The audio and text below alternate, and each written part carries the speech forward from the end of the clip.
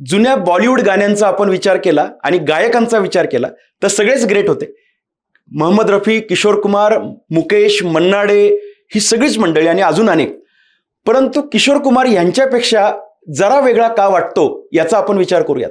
मी आरतुर करतोय कारण अत्यंत प्रेमाचं आणि जवळचं नातं आहे असं वाटतं, सगळ्यांनाच वाटतं.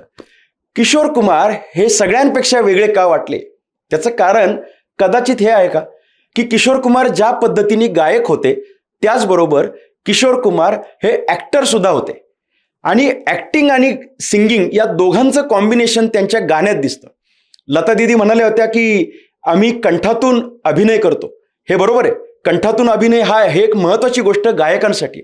पण बॉडी लँग्वेजचा विचार केल्यानंतर जेव्हा आपण पाहतो की किशोर कुमार गाणं म्हणत असताना संपूर्ण बॉडीच्या मुवमेंट्स झालेल्या पाहायला मिळतात. हातवारे असतील, हाताचे विक्षेप असतील, चेहऱ्यावरचे हावभाव असतील, हे सगळं दिसायचे कारण ते स्वतः ॲक्टिंग या क्षेत्रात काम करणारी व्यक्ती. त्यामुळे किशोर कुमारच्या गाण्यांमध्ये जे मूड्स बदलत होते त्याच्यामध्ये निराशा असेल, दुःख असेल, आनंद असेल, लटका राग असेल, त्याच्यामध्ये प्रश्न विचारताना प्रश्नांचं स्वरूप रोख असेल, अशा सगळ्या भूमिका, या सगळ्या भूमिका त्या गाण्यामधून येत होत्या आणि म्हणूनच किशोर कुमारच्या गाण्यांमधल्या शब्दांना एक वेगळी ताकद ही मिळत होती.